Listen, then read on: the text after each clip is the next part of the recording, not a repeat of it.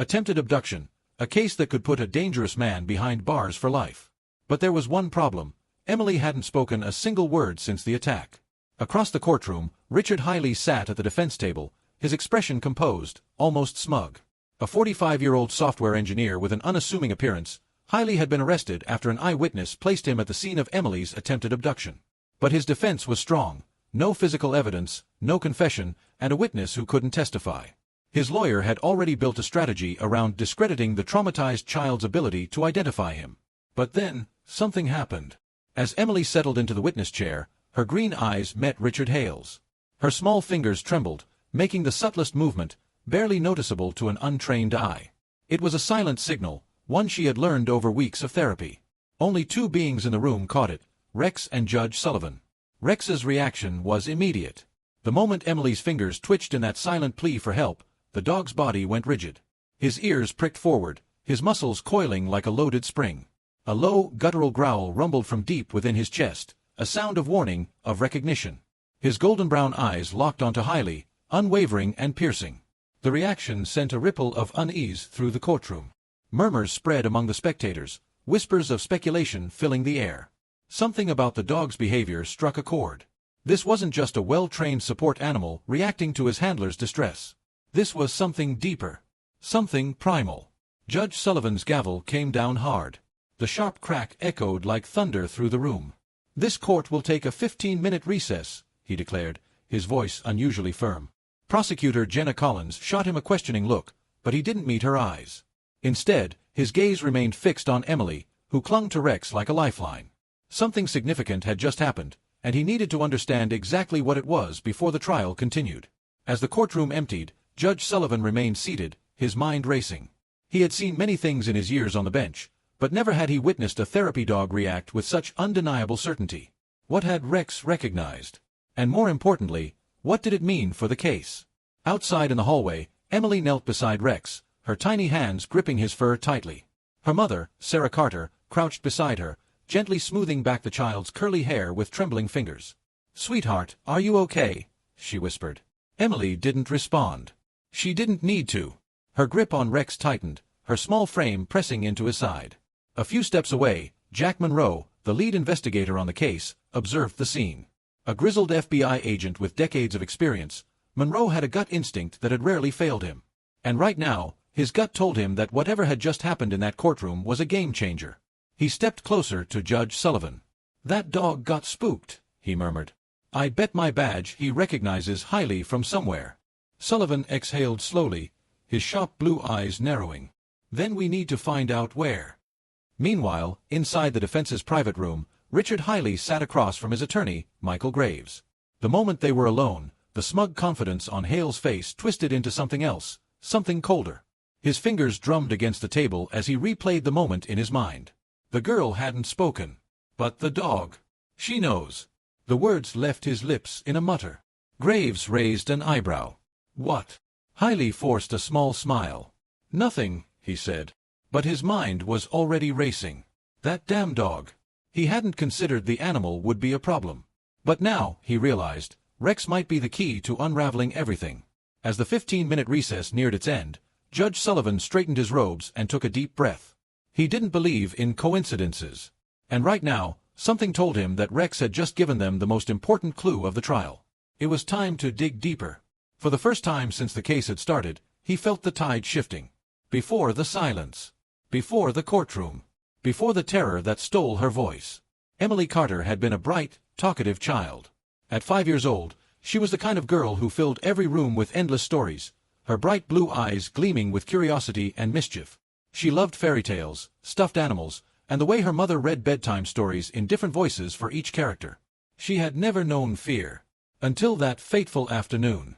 It had been a perfect spring day, the kind where the scent of blooming flowers drifted through the air and the warm sun painted golden streaks across the backyard. Sarah Carter had been watching her daughter from the kitchen window, a smile tugging at the corner of her lips as Emily twirled in the yard, her pink dress flaring like a dancer's. David Carter was due home in a few hours. She had been debating whether to start dinner or wait for him. It should have been an ordinary afternoon. It should have been safe. At 3:42 p.m., Sarah's phone rang. It was her sister, calling from out of state. She stepped inside, thinking it would be a quick conversation. 4 minutes. That was all it took. When she returned to the yard, the gate stood ajar. A wave of cold terror shot through her veins, her breath catching in her throat as she scanned the space where her daughter had been. Emily was still there. But she wasn't alone. A black van idled near the curb, its side door slightly open. A man knelt beside Emily, his smile unnervingly warm. "I have puppies in my van," he said, his voice smooth, practiced. "Special ones. They need a little girl to take care of them. Would you like to see?" Sarah's world seemed to slow, her instincts screaming before her mind could even process what was happening. Her voice sliced through the air. "Emily!" The man's head snapped up. His smile vanished, replaced by something sharp and calculating. In an instant, he grabbed Emily's arm. Emily froze. She didn't scream. She didn't fight. She only stared at him with wide, unblinking eyes, as if some deep-rooted fear had locked her in place. Across the street, Martha Jenkins, a retired nurse walking her terrier, saw everything unfold. Her voice, weathered with age but strong with conviction, rang out. "Hey! Get away from that child!" The man hesitated. His grip loosened. A fraction of a second. That was all it took. Emily yanked her arm free and bolted toward her mother. Sarah scooped her daughter into her arms just as the van's engine roared. Tires screeched against the pavement as the vehicle sped away, leaving black streaks of rubber on the road. Sarah clutched Emily tightly, her heart pounding against her ribs. But Emily didn't cry. She didn't say a word. She only buried her face in her mother's shoulder and trembled. The police arrived within minutes. Detective Jack Monroe, a seasoned investigator from the FBI's Child Abduction Task Force, took immediate control of the scene. His graying hair and sharp brown eyes spoke of years spent chasing shadows, searching for missing children, children who were often never found. He had seen this pattern before. Too many times. "He fits the profile," Monroe muttered, flipping through a worn notebook. 4 children have disappeared in the last 18 months. All approached near their homes. All lured by promises of puppies. His partner, Agent Lisa Grant, knelt beside Emily. Her voice was gentle but firm. "Sweetheart, do you remember what the man looked like?" Silence. Sarah brushed Emily's hair back, her hands trembling. "Honey, it's okay. You're safe now. Can you tell the nice officer what he looked like?" Emily's small hands gripped her mother's sweater tightly. But she didn't speak. She didn't nod. She didn't shake her head. It was as if someone had flipped a switch, shutting her voice off completely. "She hasn't said a word since I picked her up," Sarah whispered, fear creeping into her voice. "She just won't talk." Agent Grant exchanged a look with Monroe. "Selective mutism," she murmured. "A trauma response." Monroe sighed, rubbing his temple. "Without a statement, we don't have much. The description is vague. A man, a black van. It could be anyone." Martha Jenkins stepped forward. "I got part of the license plate," she said firmly. "The first 3 letters, YKZ." Monroe's gaze snapped to her. "That's something." Sarah, still clutching Emily, felt a surge of helplessness. Her daughter, once so full of life, had retreated into herself. And in the days that followed, it only got worse. Emily stopped playing. She stopped drawing. She refused to leave the house, flinching at the sight of passing cars. She barely slept. And when she did, her nights were filled with silent nightmares, her small body thrashing against invisible threats. Her screams never came. Only gasps of terror that woke her parents in the dead of night. Sarah and David tried everything. Story time. Her favorite foods. Her beloved stuffed bunny. Nothing worked. The child they knew was slipping further and further away. One evening, Sarah sat across from David at the kitchen table, her eyes hollow from exhaustion. "The therapist recommended a support animal," she said quietly. "A therapy dog." David ran a tired hand through his hair. "You really think that'll help?" "I don't know," Sarah admitted. "But I'm willing to try anything." Neither of them could have known how much that decision would change everything. Because while Emily had lost her voice, there was someone who could still hear her. And his name was Rex. The air inside Dr. Laura Bennett's Animal Rehabilitation Center was thick with the scent of antiseptic and the earthy musk of fur. The room was quiet except for the rhythmic ticking of the clock and the occasional scratch of claws against the tiled floor. On a large orthopedic bed near the window, a German shepherd lay still, his deep brown eyes tracking every movement with quiet intensity. His name was Rex. Once, he had been one of the finest K-9 officers in the city's police force. A dog whose instincts and training had saved lives. But now, he bore the scars of sacrifice. One particularly jagged mark ran down his right flank, a permanent reminder of the night that ended his career. 3 years ago, during a raid to rescue a kidnapped child, Rex had lunged at an armed suspect without hesitation. The man had slashed at him with a knife meant for an officer, cutting deep into his flesh. Rex had subdued the suspect, even as blood darkened his fur. But in the months that followed, the injury never fully healed. His mobility was affected, and the department, strapped for funds, made the difficult decision to retire him. He had been placed on a euthanasia list, deemed unfit for service. That was before Laura stepped in. Dr. Bennett had been running the therapy animal program for years, specializing in cases where animals could help trauma survivors. When she heard about Rex's case, she fought to adopt him, convinced that his sharp mind and unwavering loyalty still had value. And now, she was about to test that belief. Sarah Carter sat nervously in a chair, her fingers gripping the fabric of her skirt. Emily stood behind her, peeking out from behind her mother's shoulder. The little girl had refused to speak since the incident 2 weeks ago. Though she had attended therapy, nothing had coaxed a word from her. Laura knelt to Emily's level, her voice gentle. "Hi, Emily. My name is Laura. I work with very special dogs. Dogs that help kids who have been through scary things."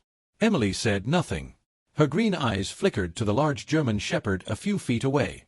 Rex sat patiently, his ears perked forward. But he didn't move toward her. He simply watched. His presence, steady, unthreatening. "Would you like to meet him?" Laura asked. Emily didn't answer. But she didn't run, either. That was a start. Sarah smoothed her daughter's hair. "He's a very nice dog, sweetheart. He used to be a police dog, just like the ones in your storybooks." Laura gestured to Rex and gave a quiet command. "Stay." The German shepherd didn't so much as twitch. Laura turned back to Emily. "You don't have to come close if you don't want to. Rex will wait right here. But if you feel ready, you can put out your hand, and he'll come to you." Emily hesitated. For long moments, she remained frozen in place. Then, inch by inch, she stepped out from behind her mother. Her tiny hand lifted. Hesitant, but deliberate. Rex remained still, waiting for the final cue. When Laura nodded, he slowly lowered his head and took a careful step forward. Then another. And another. The moment his warm breath touched Emily's palm, something shifted. Emily's fingers curled slightly, brushing through the dog's thick fur. The connection was made. Sarah gasped softly, pressing a hand to her mouth. It was the first time Emily had reached out to anything or anyone since the attack. Tears welled in her eyes as she whispered, "Oh, baby!"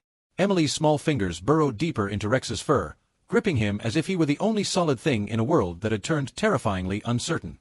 Laura smiled. "That's a good girl, Emily. Rex likes you." The child said nothing. But she didn't let go. In the weeks that followed, Rex and Emily became inseparable. At home, she would sit beside him for hours, her tiny hands tracing the scar along his side. When nightmares woke her in the middle of the night, it was Rex's steady heartbeat that calmed her. Though she still refused to speak, she began drawing again. Simple crayon pictures. A girl and a dog, standing together against shadowy figures. One afternoon, while sitting on the floor of Laura's office, Emily was watching Rex perform a simple trick. And then, something remarkable happened. "Good boy." The words were so soft that, for a moment, Sarah thought she had imagined them. But when she turned, she saw Emily staring at Rex, her lips slightly parted in wonder. As if she, too, had surprised herself. Tears filled Sarah's eyes. It wasn't much. But it was a start. Laura placed a gentle hand on Sarah's arm. "She trusts him," she murmured. "Sometimes, trust is the first step toward finding your voice again." Sarah squeezed her hand. "Then we'll follow, wherever that trust leads." And it would lead them somewhere they never expected. To a courtroom, where a monster would finally be unmasked. The air inside the courtroom was thick with tension. The seats in the gallery were filled with journalists, families, and legal observers. All watching. Waiting. This was one of the most high-profile trials in recent memory. At the center of it all, the defendant, Richard Hale, sat beside his attorney. His expression unreadable. Despite the weight of the charges against him, he appeared disturbingly calm. His fingers tapped rhythmically against the polished wood of the defense table. Seated beside her mother, Emily Carter clutched the leash of Rex tightly. Her small fingers wrapped around the thick fabric as if it were a lifeline. The German Shepherd sat alert beside her. His ears pricked forward. His deep brown eyes locked onto Hale. Every so often, his nose would twitch, as if he were scenting something familiar in the air.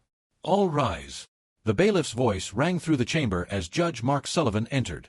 His robe flowed behind him as he took his seat at the elevated bench.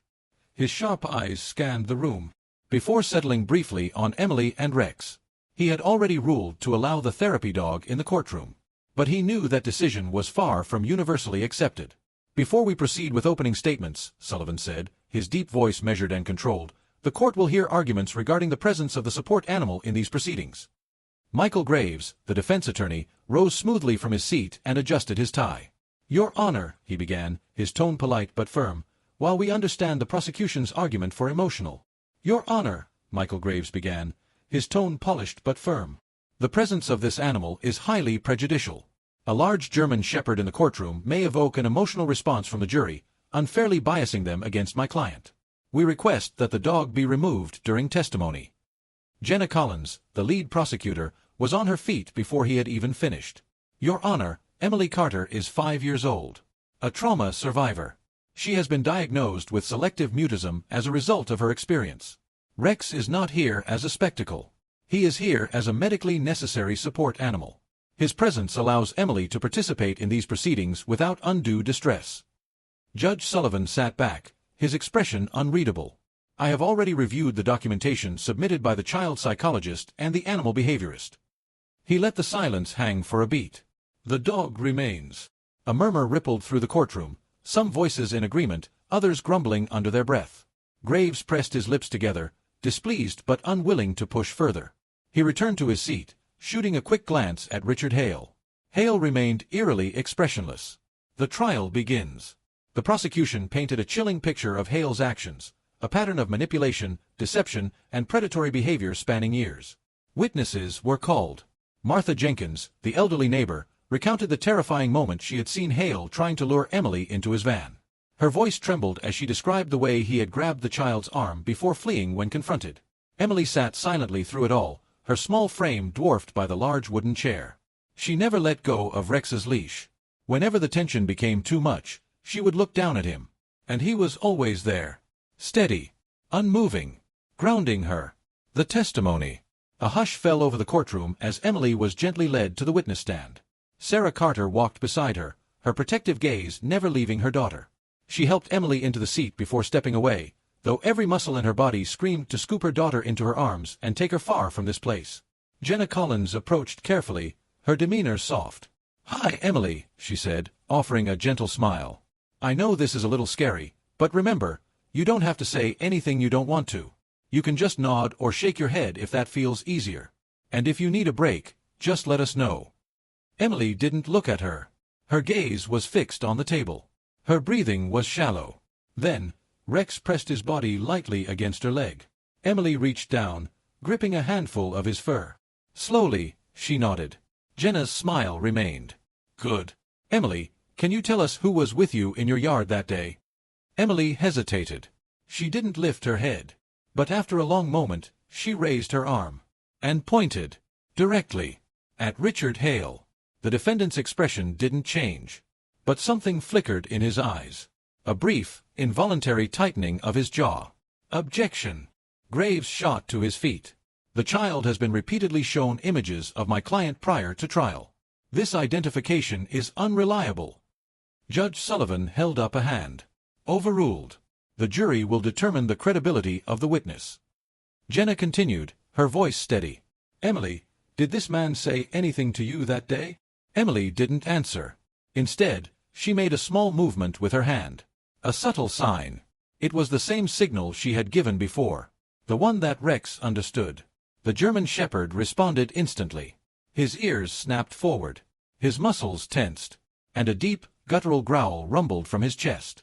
It wasn't aggressive. It was a warning. The reaction sent a shockwave through the courtroom. Even Judge Sullivan sat forward, his brow furrowed. Graves stood again, urgency creeping into his voice. "Your Honor, I object. This is theatric." But Sullivan wasn't listening. He was watching Rex. The dog had gone utterly still. His entire focus locked onto Hale. as if recognizing a scent only he could perceive. A thought struck Sullivan. His voice was carefully measured as he turned to Jenna. "Miss Collins, has this animal had any prior interaction with the defendant?" Jenna hesitated. "Not to my knowledge, Your Honor." Sullivan turned to the defense table. "Mr. Hale, have you encountered this dog before?" For the first time, Hale showed real emotion. His fingers, which had been tapping so calmly earlier, clenched into a fist. He remained silent. Then Jenna's eyes widened, a realization crashing into her like a thunderclap. She turned to her co-counsel, whispering urgently. A second later, a member of the prosecution team rushed out of the courtroom. Graves' patience thinned. "What is going on?" he demanded. Jenna straightened, her expression unreadable. "Your Honor, I request a short recess. There may be new evidence relevant to this case." Sullivan studied her for a long moment before nodding. 15-minute recess. As the courtroom emptied, whispers filled the air. Speculation spread like wildfire. Had Rex just recognized Richard Hale? And if so, from where? Something told Judge Sullivan that the answer to that question would change everything. The breakthrough. The weight of the case bore down on the prosecution team. Richard Hale had been officially linked to multiple disappearances. Yet without Emily's full testimony, the trial teetered on the edge of uncertainty. What no one expected, however, was that the key to unraveling the case would not come from the child, but from the German shepherd who never left her side. The morning was crisp as the prosecution team, led by Jenna Collins, presented their next motion. They had forensic evidence. Soil samples, found in Richard Hale's van, analyzed. And now, everything was about to change. The break in the case. The results pointed to a very specific location, a remote, unoccupied cabin deep in the northern woods. Detective Jack Monroe, a veteran of similar cases, knew what this could mean. "Your Honor," Jenna Collins addressed Judge Sullivan, her voice unwavering. "We request a 24-hour recess to follow up on a crucial lead. We believe this evidence may provide the final piece needed to close this case." Michael Graves, Richard Hale's defense attorney, was on his feet instantly. "Your Honor, this is nothing more than a delay tactic. My client has already endured extensive questioning, and there is no solid evidence tying him to this so-called cabin. Soil samples are circumstantial at best." Judge Sullivan's stern gaze cut through the courtroom's murmurs. "Motion granted," he ruled. "The prosecution has 24 hours. Court adjourned." The gavel struck. Monroe and his team mobilized immediately. And Rex, Emily's ever-watchful protector, was coming with them. His reaction to Hale had been undeniable. Perhaps he could sense something that human eyes had missed. The cabin. By early afternoon, the search team reached the cabin. The place was eerily silent, the wind whispering through the trees. Dust coated the porch in a thick layer, except for one thing. Faint footprints, leading toward the back door. Rex was the first to react. His ears perked. His nose twitched with sharp intensity. Then his body stiffened. Tail erect. Muscles coiled. A low growl rumbled from his chest, deep and primal. "This place is wrong," Monroe murmured. "Rex knows something's here." The team moved in cautiously, weapons drawn. Inside, the cabin was sparse. A table. A cot. Empty food cans stacked in a corner. Then Monroe noticed it. An unnatural seam in the wooden floor near the back wall. He crouched, running his fingers over the faint indentation. Knocked once. "Hello. There's something under here." With swift precision, the officers pried the boards loose. And what lay beneath sent a shiver down their spines. The discovery. A hidden basement. A narrow, spiraling staircase leading down into darkness. The air turned cold. Damp. The dim light revealed a nightmare. Children's belongings. Old toys. Small shoes. A faded pink backpack. And in the farthest corner, chained, but still alive, a girl. Emma Sullivan. 8 years old. Missing for 6 months. Her face was pale, her clothes ragged, but the moment she saw the officers, her eyes filled with tears. "Help," she whispered, voice hoarse from disuse. Rex reacted instantly, straining against his leash, whining, as if sensing the suffering this child had endured. Monroe rushed forward, unlocking the chains, scooping Emma into his arms. "You're safe now," he assured her. "We've got you." Emma clung to him, her frail body trembling. The search had ended. But the nightmare wasn't over yet. The final blow. Back at the courthouse, the news of Emma's rescue spread like wildfire. The gallery was packed. Every eye locked onto Richard Hale. Judge Sullivan allowed Emma's discovery to be introduced as evidence, along with the soil samples linking the cabin to his vehicle. Jenna Collins wasted no time. She turned to Hale, her voice sharp as steel. "Mr. Hale, how do you explain the presence of an abducted child locked in a basement on a property tied directly to you?" For the first time, Richard Hale looked shaken. I don't know what you're talking about," he stammered. Collins pressed forward, unrelenting. "Your DNA was found on the chains. Your vehicle's tires matched the tracks outside the cabin. And more importantly," she took a single step closer, "Emma Sullivan is alive. Meaning she can testify against you." The weight of those words settled over the courtroom like a storm. A living witness. A single survivor who could dismantle his defense. Hale's composure began to crack. His lawyer whispered furiously in his ear, but it was clear. He was cornered. The confession. Then it happened again. Rex, lying at Emily's feet, suddenly lifted his head. His eyes narrowed at Hale. His hackles rose. A deep growl vibrated through his chest. The room went silent. Slow. Deliberate. Rex took a step forward. His gaze locked onto the defendant. A look of recognition. And Richard Hale flinched. Everyone saw it. The man who had held his arrogance through every moment of the trial was now visibly sweating. His hands gripped the table. His jaw clenched. He turned to his attorney, muttering something frantically. Then, in a voice barely above a whisper, "I want to change my plea." Gasps erupted across the room. Judge Sullivan's gaze darkened. "Mr. Hale, are you stating that you wish to plead guilty?" The room held its collective breath. Hale exhaled shakily. "Yes, Justice." The trial's abrupt end sent shockwaves through the nation. Richard Hale was sentenced to life in prison. No possibility of parole. The conviction sealed the fate of a man who had terrorized families for years. But the true heroes of the case? Not just the lawyers. Not just the detectives. A 5-year-old girl who had found her courage. And a dog who had never given up on her. A moment of healing. Days after the sentencing, Emily spoke her first words in weeks. She knelt beside Rex, holding his face in her small hands. Her voice was soft, fragile, but steady. "Thank you." Her parents wept, knowing their daughter was finally finding her way back. And as Rex wagged his tail, nuzzling her gently, it was clear. Some bonds are unbreakable. No matter how dark the world becomes, there will always be those willing to stand against it, even if they walk on 4 legs.